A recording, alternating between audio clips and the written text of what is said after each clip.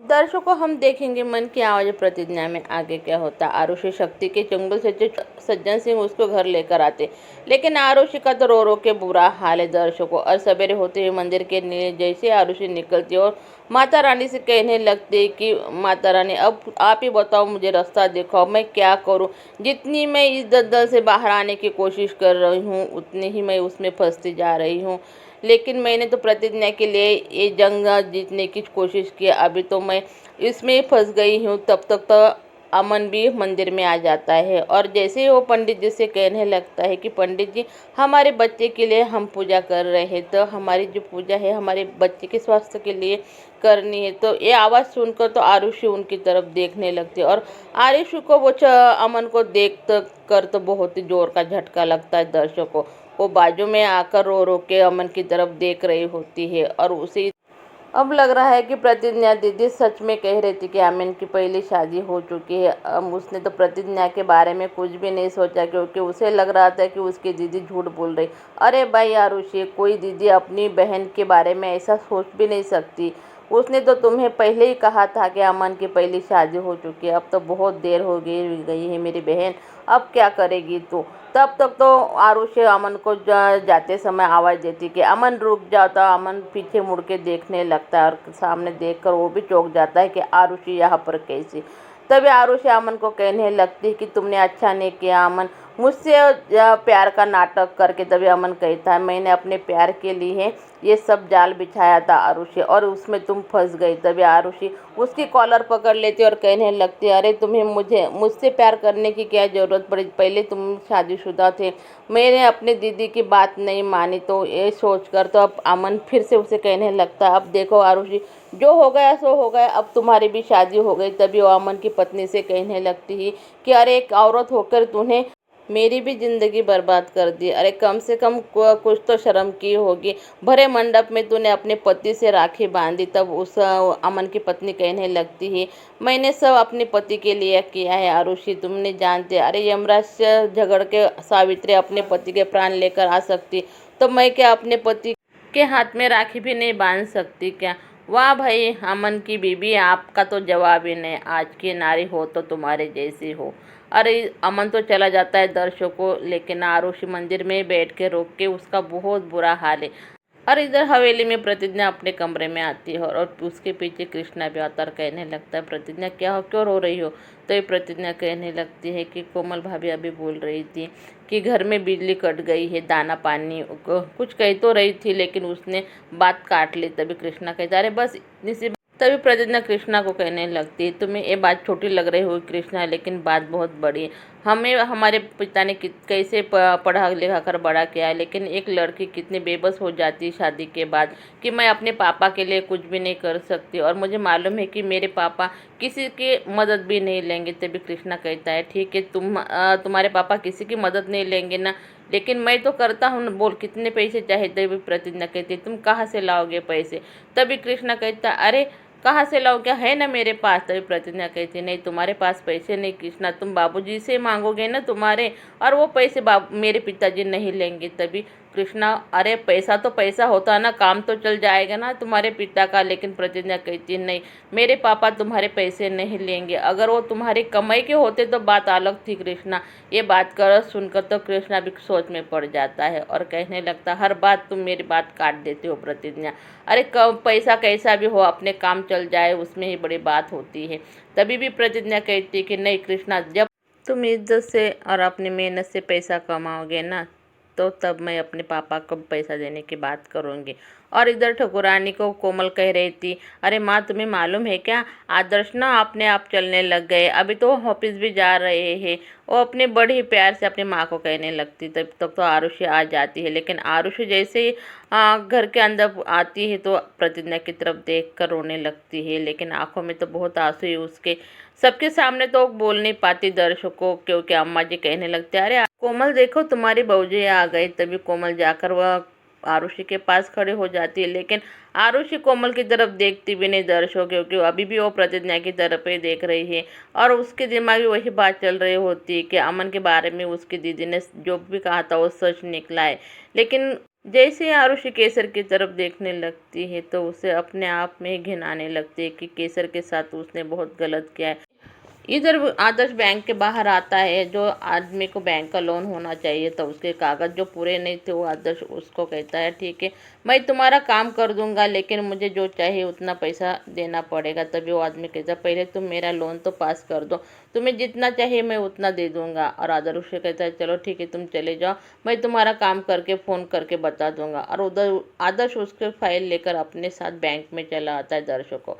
और जैसे ही प्रतिज्ञा अपने कमरे में आती है तो उसके पीछे आरुषि भी आकर प्रतिज्ञा के पीछे खड़े हो जाती है। प्रतिज्ञा उसे देखकर चौंक जाती है कि क्या हुआ है। तो प्रतिज्ञा आरुषि से पूछने, अरे आरुषि क्या हुआ, क्या कुछ चाहिए क्या तुम्हें? आरुषि कुछ बताने से पहले प्रतिज्ञा के गले लगकर जोर जोर से रोने लगती है और कहने लगती, दीदी मुझे माफ़ कर दो, मैंने तुम्हारी बात पर यकीन नहीं किया। अमन की पहली शादी हो गई है, ये तुम बार बार मुझे समझा रही थी। पता नहीं मुझे क्या हो गया था कि मैं तुम पर इतनी गुस्सा थी दीदी। मुझे सब कुछ छूट गया मुझसे, मैंने गलत आदमी से शादी कर ली। मुझे इस शादी में नहीं बनना है दीदी, मुझे कुछ भी कर कर तुम इस घर से बाहर भेज दो। ओ आरुषि प्रतिज्ञा को बार बार कह रही थी, लेकिन प्रतिज्ञा उसे कहती है आरुषि इतनी जल्दी तो कुछ होगा नहीं, मैंने तुम्हें पहले ही बताया था कि तुम जो भी कर रही बहुत गलत कर रही। लेकिन तब तक तो अम्मा जी दरवाजा बजाने लगती है। तभी भी आरुषि कहती दीदी मुझे तुम कुछ भी करके इस घर से बाहर निकाल दो, मुझे नहीं रहना शक्ति के साथ। मैं किस तरह से अपने आप को बचा रही हूँ, लेकिन क्या करे, प्रतिज्ञा को दरवाज़ा तो खोलना पड़ेगा दर्शकों को। जैसे ही प्रतिज्ञा दरवाज़ा खोलती है, ठकुरानी कहने लगती कि अरे चल जल्दी, कोमल जा रही है, कोमल बुला रही है तुझको, और आदर्श भी आया है, तुम्हें मिलना चाहता है। और अंदर तो ठकुरानी आरुषि को देखकर चौंक जाती है कि ये यहाँ क्या करने आई है। लेकिन प्रतिज्ञा को समझ में आ जाता है, अगर ठकुरानी को पता चला कि हम दोनों में मतभेद का ख़त्म हो गए तो ठकुरानी कुछ ना कुछ तो गड़बड़ करेगी। लेकिन तभी प्रतिज्ञा अपनी बाजू सवार लेती है और जो उसके माँ का नेकलेस होता है ना, वो कपाट से निकाल कर आरुषि को कहने लगती है, अरे तुम्हें ये नेकलेस चाहिए था ना माँ का, देखो मैं दे रही हूँ। तो नेकलेस ले लेती है। तभी अम्मा जी जान जाती है कि नेकलेस के लिए ही आई हो कि आरुषि, हाँ ठीक है ले लो, तुम्हारी अम्मा का है का, बहुत अच्छा है, तुमको चाहिए क्या हो तो ले लो, अच्छी अच्छी बात है। ऐसे करके अम्मा जी वो नेकलेस आरुषि को लेने के लिए कहते हैं। और चलो तो जल्दी, देखो तुम्हारा भाई आया है तुम दोनों बहनों को मिलने के लिए। लेकिन आरुषि समझ जाती है कि आदर्श उसे मिलेगा ही नहीं, क्योंकि आदर्श को आरुषि से बहुत नाराज है। लेकिन आरुषि अम्मा जी के कहने पर बाहर तो चली जाती है दर्शकों। और प्रतिज्ञा आरुषि को चुपके से कहती है कि जो भी कुछ बात हम दोनों के बीच में हुई ना आरुषि, वो घर वालों को और अम्मा जी को पता नहीं चलनी चाहिए। और जैसे आदर्श को मिलने के लिए आरुषि और प्रतिज्ञा बाहर आती है, आरुषि को तो लगता है कि आदर्श उसके पास आ रहा होता है, लेकिन आरुषि को अनदेखा कर आदर्श प्रतिज्ञा की तरफ निकल जाता है और कहने, अरे प्रतिज्ञा कैसी हो तुम? तभी आदर्श को चलता देखकर तो प्रतिज्ञा को बहुत खुशी होती है और कहने लगती है, भैया मैं तो अच्छी हूँ, और तुम बोलो तुम कैसे हो, अब तुम्हारी तबीयत कैसी है? तभी आदर्श भी कहता मैं भी ठीक हूँ, मम्मी पापा भी ठीक है, चल हम चलते हैं अभी। तो कोमल को कहता है, कोमल चलो तो जल्दी। तभी अम्मा जी कहने लगती कि अरे भाई दूसरी बहन से तो मिल के जाओ। तभी आदर्श कहता है कि नहीं नहीं, मेरी एक ही बहन है और वो है प्रतिज्ञा। ये बातें सुनकर तो आरुषि की आंखों में तो फिर से आंसू बहने लगते हैं दर्शकों। और वो कहने लगती है कि मेरी गलती की वजह से मुझसे मेरे परिवार वाले कितने नाराज है कि मेरा भाई मेरी तरफ देख भी नहीं रहा। तभी अम्मा जी आरुषि के पास जाकर कहती, अरे बेटी कुछ बात नहीं, क्यों रो रही हो तुम? नहीं तो नहीं मिला तुम्हारा भाई, हम तो है ना तुम्हारे लिए। और इधर कृष्णा फिर से काम ढूंढने के लिए निकल गया है दर्शकों। पता नहीं अभी भी वो अपने दोस्तों से कह रहे, अरे भाई कोई इज्जत वाला काम हो तो बताओ मेरे को, मेरी बीबी ने मुझे कहा है मेहनत का और इज्जत वाला काम करना या तुमको। तभी उसके दोस्त कहने लगते कि अरे भाई आज जो काम हमने कल परसों किया वो इज्जत वाला ही तो था, पैसा वो जो आदमी का घर खाली करना था, कितना बड़ा काम है इज्जत वाला। तभी कृष्ण कहता है कि अरे इज्जत वाला काम तुम कह रहे हो, लेकिन मैं पढ़ा लिखा भी तो नहीं ना, तो करूँ तो क्या करूँ? और नैना जी कहती है बिजली का भर आपने वहाँ भरा क्या? तो प्रोफेसर जी कहते हैं नहीं मैंने तो नहीं भरा, तो बिजली कैसे आई? प्रोफेसर जी कहते हैं कि अगर आदर्श भर लेता, लेकिन आदर्श की तो दो छुट्टी थी, उसके पास भी तो पैसे नहीं। और दोनों सब सोच में पड़ जाते हैं कि बिजली का बिल किसने भरा। अभी तक तो मालूम नहीं पड़ा है दर्शकों की बिजली का बिल किसने भरा। सज्जन सिंह और शक्ति दोनों ही बाजार पट्टे में फिर घूम रहे हैं और वसूली करने के लिए आए हैं। इलाहाबाद के जो बड़े व्यापारी उनसे वसूली कर रहे हैं। तभी ठाकुर सज्जन सिंह शक्ति को कहते, अरे पियक्कड़, दारू पीकर कहीं पड़ मत जाना। और उसके पास जो कट्टा रहता है ना, तो शक्ति के पास का कट्टा ठाकुर सज्जन सिंह निकाल लेते हैं। पता नहीं तुम्हारा दिमाग कब गर्म हो जाएगा, कब किसी को उड़ा दो, तुम्हारा भरोसा ही नहीं। अरे भाई, पुलिस के पास जाने से पहले 10 बार सोचना पड़ेगा, क्योंकि अब हम इज्जतदार घर वाले हैं। और शक्ति ठाकुर सज्जन सिंह को कहता, ठीक है बाबूजी, हर बात तुम हमारे बारे में इतना मत सोचा करो। आरुषि केसर के कमरे में आती है और केसर को देखकर आरुषि रोने लगती है और कहने लगती, केसर दीदी हमें माफ़ कर दो, हमने आपकी शादीशुदा ज़िंदगी बर्बाद करी। तभी केसर कहने लगती है, नहीं आरुषि, इसमें कोई बात नहीं। अरे उन्होंने मुझे कभी अपनी बीबी समझा ही नहीं, उनको तो औरत सिर्फ एक इस्तेमाल की चीज़ लगती है। तभी आरुषि कहने लगती है कि नहीं दीदी, मेरी वजह से आप दोनों में दरार आई। तभी केसर भी कहने लगती, देखो अगर तुम ना उनसे शादी करती तो कोई और करके वो लेकर इस घर में आते, लेकिन अच्छा ही हुआ तुम आई। तभी भी आरुषि कहने, दीदी मुझे माफ़ कर दो, मैं इससे ज़्यादा तो कुछ नहीं कर सकती। और आरुषि अपने कमरे से निकल जाती है और केसर उसकी तरफ देखती रह जाती है। दर्शकों, अब आगे जाके आरुषि क्या करेगी हम तो देखेंगे ही। लेकिन प्रतिज्ञा कृष्णा को कहने लगती, कृष्णा यहाँ पर बैठो, मुझे तुमसे कुछ बात करनी।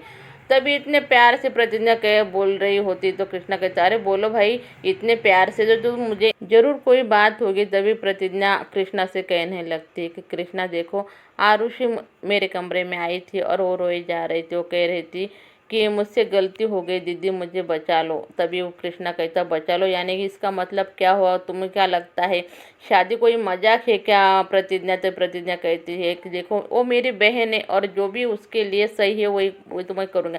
पहले ही मैंने तुमको सबको कह दिया है कि एक कायदे के खिलाफ शादी हुई और इस शादी का तो मैं समर्थन करूँगी नहीं। तभी कृष्णा कहते, तुम क्या करोगे अभी, वो शादी तोड़ दोगी क्या? तभी प्रतिज्ञा कहती है, हाँ जो मेरी बहन के लिए सही है मैं वही करूँगी। आरुषि को लग रहा है कि इस शादी में अब उसको रहना नहीं, तो उसे मैं तो शक्ति भैया से दूर करके रहूँगी। लेकिन प्रतिज्ञा की बातें सुनकर तो अब कृष्णा को बहुत गुस्सा आ रहा है और कहने लगता है कि अगर तूने ऐसा कुछ कहा प्रतिज्ञा, तो मुझसे बुरा कोई नहीं होगा। दर्शकों, आपको वीडियो अच्छी लगे तो वीडियो को लाइक कीजिए, चैनल को सब्सक्राइब